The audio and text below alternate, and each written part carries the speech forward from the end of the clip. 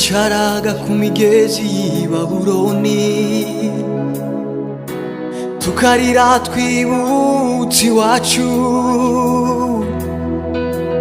imitima yacu yari yuzuye agahinda kuko nta mutabazi twari dufite.